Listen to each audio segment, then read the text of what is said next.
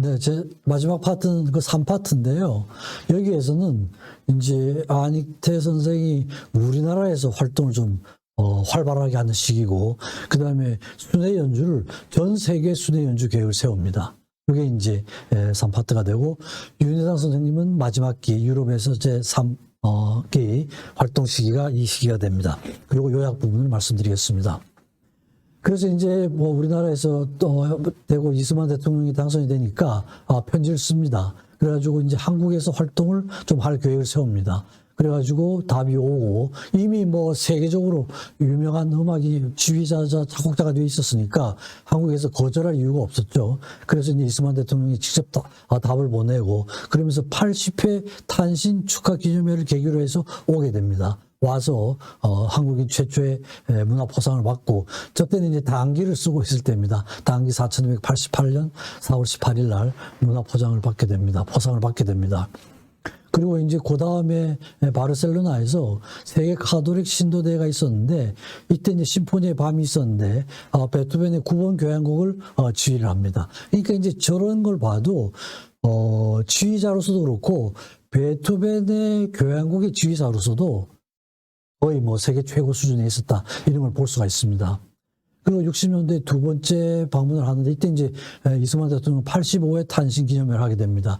이때 이제 한국 환상곡도 지휘를 하고 베토벤 피아노 협주곡, 드보르작 신세계 교향곡을 연주를 해서 굉장히 이제 호평을 받게 됩니다. 그리고 이제 1960년도에 들어서면서는 한국하고의 접촉도 좀 느리면서 세계 순회 연주 계획을 수료를 합니다. 그래서 전 세계적으로 연주를 하겠다. 그걸 이제 안익태 서클라인이라는 이런 명명을 붙였습니다. 그래가지고 이제 마요르카에서 시작을 해가지고 베를린 뭐 다 돕니다. 근데 주요 도시 베를린, 파리, 로마, 런던, 부에노스아이레스, 뉴욕, 도쿄 등 주요한 도시에는 지사를 두고 본부는 마요르카에 두고 또 전속 솔리스트도 고용을 합니다. 헤롤 스콘시라고 피아니스트입니다. 그래서 필요하면 이제 피아노 같이 연주를 하는 이런 계획을 세웁니다. 그래가지고 마요르카에서 시작을 해가지고 리스본, 남미까지 과테말라, 멕시코, 미국, 일본, 유럽 돌고 남미, 미국, 동남아까지 해서 전 세계적인 이런 그 투어를 합니다. 그러면서 그게 65년 7월까지 계속이 됩니다. 그리고 이제 하는 중간중간에 또 일본에서 특별하게 요청이 오면 따로 또 연주도 갔고요. 그럽니다. 그래서 거기 가서 연주를 할 때도 꼭 한국 환상곡을 집어넣습니다. 일본에서 연주를 할 때도. 그러니까 이제 일본 합창단들이 저 곡을 연주하려면은 우리나라 말로 우리나라 애국가를 불러야 되는 거예요. 그러니까 이제 그 독지가 중에 제일 교포인데 김봉학이라는 분이 저걸 듣고 아주 기절을 한 거죠. 어떻게 일본 사람들이 우리나라 말로 애국가를 부르도록 만드냐 이거죠. 그렇죠? 상상도 하지 못하는 거죠. 일반 사람들로는 거죠. 그래가지고 굉장히 감동을 받고 그 후에 안익태에 굉장히 서포트를 후원을 많이 해주는 그런 독지가 하나 나타납니다. 그러면서 또 이제 순회 도중에 또 이제 일본에서 뭐 기회가 있으면은 꼭 불러가지고 베토벤 9번 교향곡은 꼭 안익태한테 초청을 하는 거예요. 그러니까 아마 일본 그 국립음악대학을 나왔으니까 안익태는 자기 나라 사람으로 생각하는 이런 면도 있습니다. 기본적인 공부를 체계를 일본에서 공부를 하고 왔으니까요, 그렇죠? 그러니까 국적은 우리나라 사람이지만 아마 저런 게 좀 있었던 것 같습니다. 그러면서 일본에서는 그 평론가들이 카라얀보다도 더 뛰어난 베토벤 해석가다 이런 평을 받기도 했습니다. 그리고 또 하나 재미있는 건 NHK가 이제 이렇게 초청을 했는데 그때는 또 농계를 주제로 해가지고 교향시를 지었어요. 교향시가 상당히 익숙한 좋아하는 분야였습니다. 그래가지고 이제 교향시를 농계를 주제로 해가지고 하려고 그러니까 일본에서 난리가 난 거죠, 그죠? 자기 적장을 안고 같이 물속에 뛰어선 농계인데 그걸 주제로 교향시를 만든다 하니까 난리가 났는데 뭐 한참 그랬습니다. 결국 안익태는 안 하면 안 하겠다 이런 거였죠, 그죠? 그 중에 그래도 아베 시노스케라는 사람이 중간에 들어가지고 그 이사회 회장이었는데 결국 예술로 받아들여야 된다. 아주 이런 너무나 당연한 주장을 해가지고 농계 지휘를 했습니다. 아주 뭐 멋있는 선조라고 할 수가 있죠, 그죠? 그리고 이제 다시 또 일본에서 동경 올림픽이 64년에 있었잖아요. 그리고 마지막 피날레를 또 베토벤 구명경을 가지고 했는데 그때도 세계 연주 중에 있었는데 또 일본에 와서 아닉테가 지휘를 했습니다. 그러면서 또 그 와중에 자기 스승 리하르트 슈트라우스의 전기를 써서 출판도 일본에서 했습니다.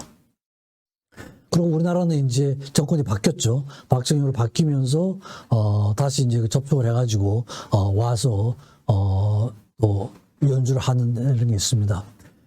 그래서 이제 박정희하고 접촉을 할 때는 국제음악제를 하고 싶은 게 있었어요. 그죠? 그래서 국제음악제를 하고 싶다 해가지고 첫 해는 그때는 오히려 혁명 1년 돌마주를 해서 축하음악제를 했습니다.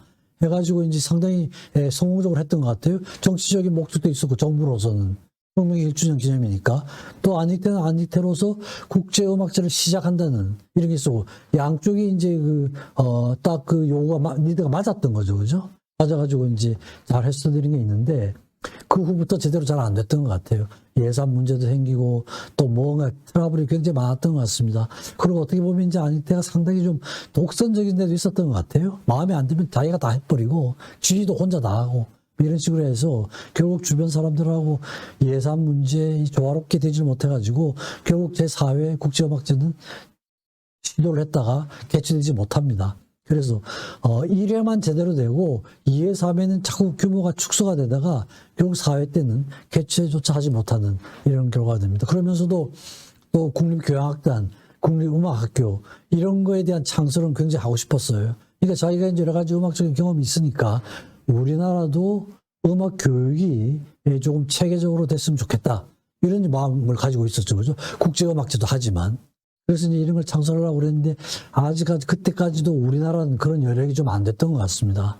그래도 또 이제 록펠러 재단이 이런 그 창설이나 설립을, 도와준다는 이런 정보를 얻고, 거기에 지원을 했습니다.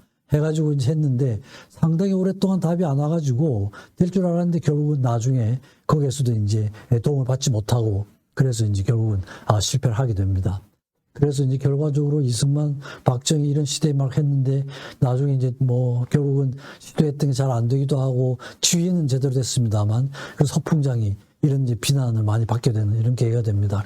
결국 이제 무산이 됐고 일본 가서는 농계는 또 계속 연주를 했어요. 연주를 하고 또 와서 잠깐 그 경주를 돌면서 교양시 계림을 주제로 작곡을 하려고 했는데 완성은 하지 못했습니다. 그러면서 1966년부터는 결국 우리나라에 영주할 계획을 세우고 10월에 귀국을 하겠다, 집을 구해달라 뭐 이렇게 했었는데 결국은 되지 못하죠. 그 전에 세상을 떠나게 됩니다. 65년도 6월에 런던 뉴 필하모니 지휘를 하는데 가족들 몽땅 다 데려갔습니다. 가서 이제 지휘를 하고 그랬는데 아마 연주 후에 파티장에서 다리에 막 경련이 일어나고 아주 심각한 상태가 됐던 것 같아요. 그래서 부인이 그 심각성을 알고 다 취소하고 급히 스페인으로 귀국을 해서 치료를 받았는데 결국 깨어나지 못하고 65년 9월 16일 날 새벽에 별세를 하게 됩니다. 한 달 후에 문화훈장증을 주소를 받게 됩니다. 그래서 아닉테가 세상을 떠났을 때 이제 외부의 그런 중요한 매스컴들도 크게 이제 다뤘어요. 큰 별 하나가 사라졌다. 이젠 베토벤을 제대로 듣기 어렵게 됐다. 이런 평가를 받았습니다. 그죠? 베토벤에 대해서는 상당한 자기 경지에 도달했던 것 같아요. 독일에 카라얀이 있다면 스페인은 아닉테다.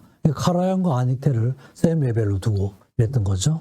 한국의 애국가, 작곡가, 세계적인 지휘자 아닉테. 그래서 그렇지만 음악의 별 아닉테는 음악을 통해서 아직 살아있다 이런 이제 평을 받았습니다.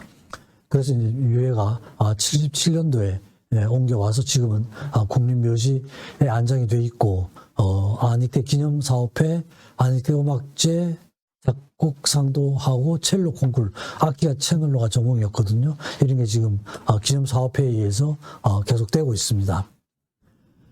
윤희상은 이제 제 마지막 3기가 교향곡 작곡의 시기인데요.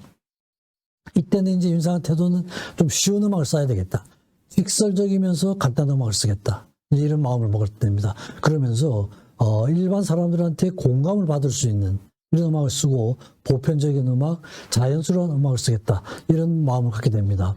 그러면서 이제 자연스럽게 흐르는 자기의 음악은 시작도 없고 끝도 없다. 이게 상당히 동양식이죠. 그죠? 무시무종. 불교 용어 아닙니까? 자기 음악은 이런 영향을 띠고 있다. 이런 거죠. 그죠? 그리고 우주에 음악이 흐르고 있는데 그 흐름 속에서 일부를 떼가지고 내 음악으로 만드는 것이다.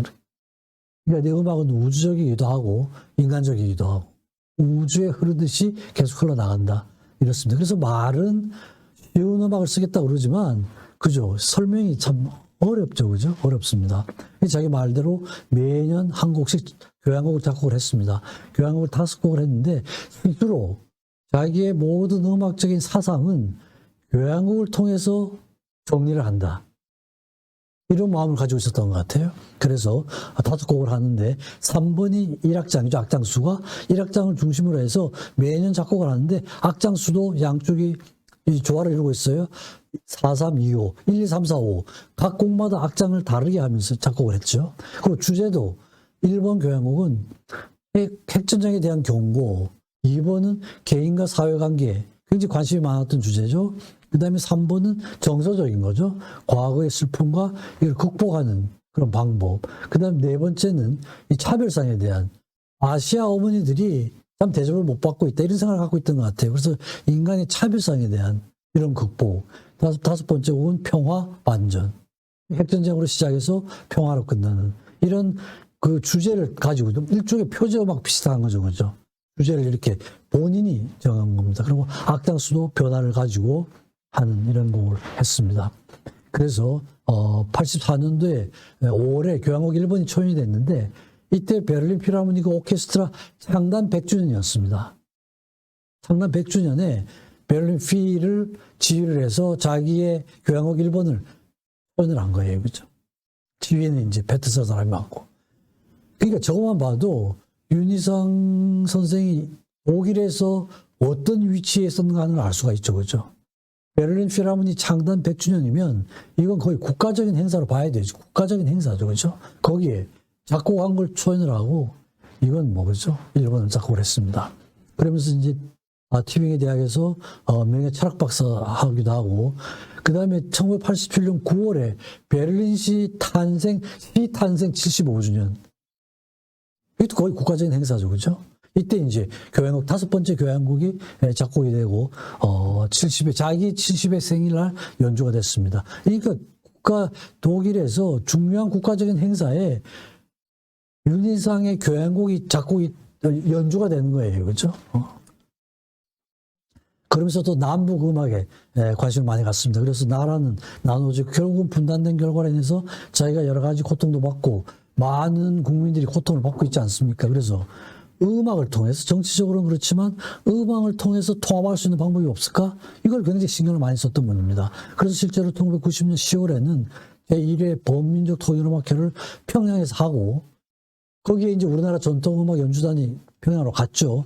2달 후에는 서울 송년음악회 평양음악단이 와서 교류를 이렇게 같이 힘을 합쳐가지고 음악제를 그걸 개최를 했습니다. 근데 저게 이제 그 후에 계속이 되지 못했던 것 같아요. 그러면서 1992년도에는 윤희상 탄생 75주년. 저 때만 해도 윤희상은 우리나라에 마음대로 들어올 수 있는 상태는 못 됐어요. 음악은 연주가 됐지만. 그때는 추방된 상황이었거든요. 추방된 상황에서. 근데 이제 75주년 기념 페스티벌을 일본엔 또 윤희상 제자들이 많습니다. 윤희상 제자들이 많아요. 일본에서 기념 페스티벌도 하고 책도 출판을 하고 이랬습니다. 그래서 1993년 10월에는 20세기 음악 축제 기간으로 해서 한국 페스티벌 앙상블 주제로 해가지고 윤희상 작품이 집중적으로 본인은 오기 어려웠지만 음악은 이제 우리나라에 많이 보급이 되는 이런 계기가 됩니다. 집중적으로 하고 94년도에 9월에 예언문화재단 주최로 해가지고 윤희상 음악 축제가 개최가 됩니다. 서울, 부산, 광주 전국에 돌아다니면서 그리고 책도 출간이 되고요. 그래서 본인은 오질 못했지만 굉장히 오고 싶어 했는데 올 상황이 되질 않았습니다. 음악은 그전에는 뭐 연주조차 되질 못했었죠. 그죠? 근데 음악은 일반 국민들한테 많이 알려지는 이런 계기가 됐습니다.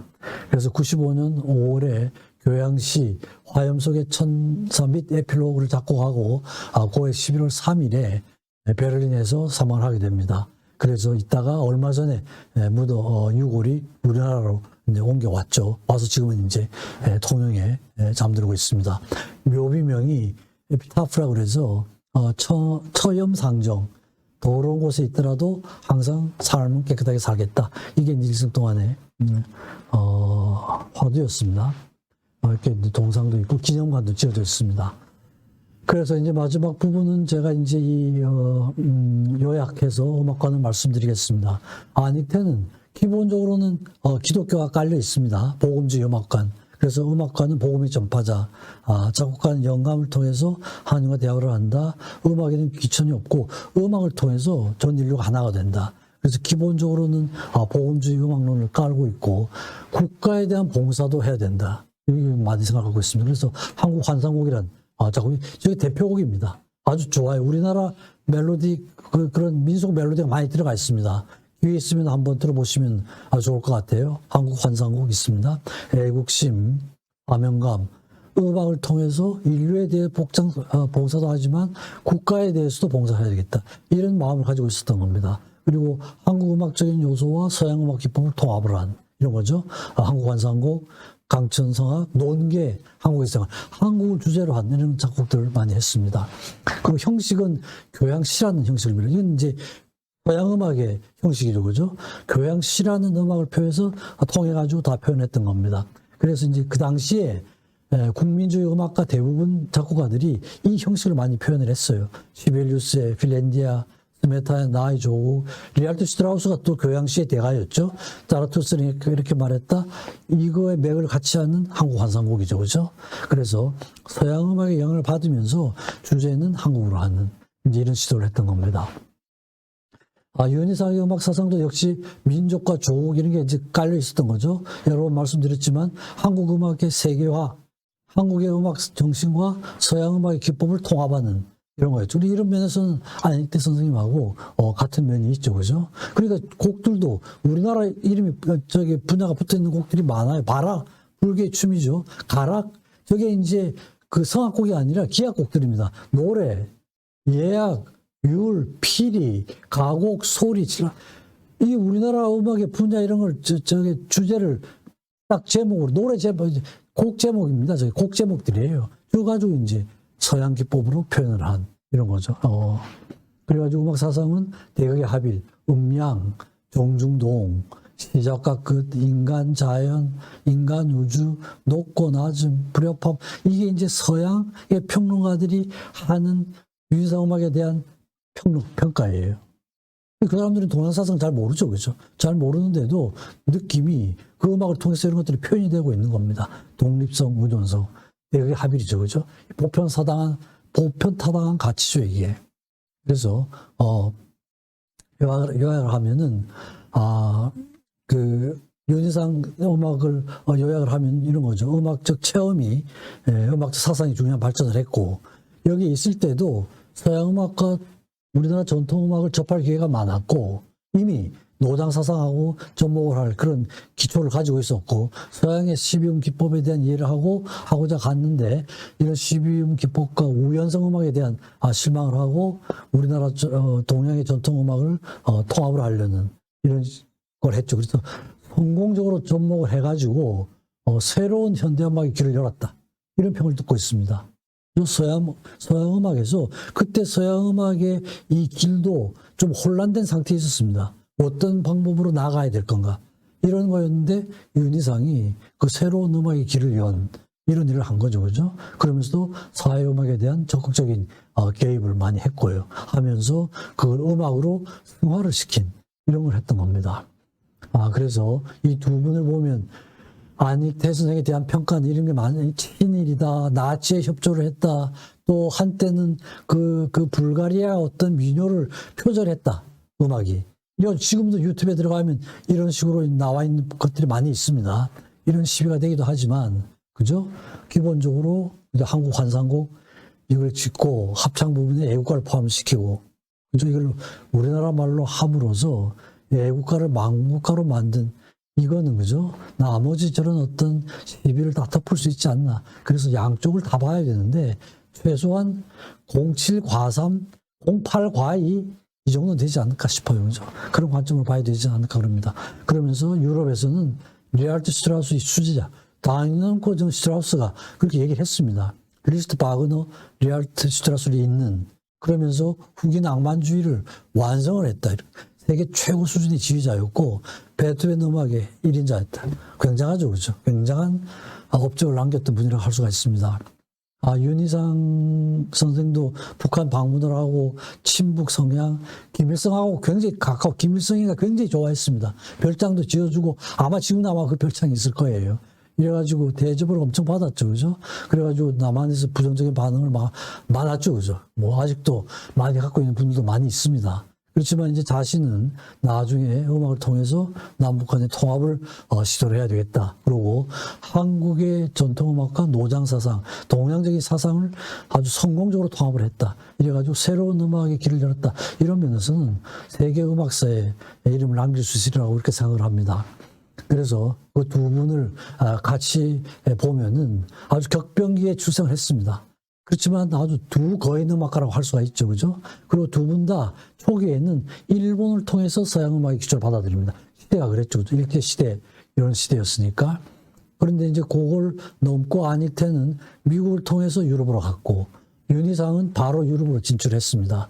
그래서 유럽의 전통음악을 익힌 후에 안익태는 지휘와 작곡 분야에서 후기 낭만주의를 거의 완성을 한 이런 역할을 했고, 윤희상은 동아시아 음악 사상과 서양 기법을 성공적으로 통합을 해서 새로운 현대음악의 길을 열었다 이런 평가를 받습니다. 그리고 한국 음악 전통을 강조를 했고, 안익태, 윤희상 두 분 다 한국 음악을 통합도 했지만 한국 음악의 세계화, 한국 음악의 세계화, 남북 음악의 통합 이런 식으로 했습니다. 그리고 아주 어려운 그런 사회적 상황에서 음악을 통하여 그런 어려운 상황을 승화시켰던 이런 두 분이라고 할 수가 있습니다. 그래서 제가 안익태 이분에 대해서 따로 내가 1시간 했었죠. 윤희상 이분도 따로 제가 1시간 했는데 두 분을 하고 나서 보니까 아마 다 보시기도 힘들 것 같고, 그래서 두 분을 같이 좀 비교를 하면서 말씀드리면은 1시간 내에 두 분을 다 이해를 하고 할 수 있지 않을까 이런 생각이 들어서 이 시간을 마련을 했습니다. 네, 경청해 주셔서 감사합니다.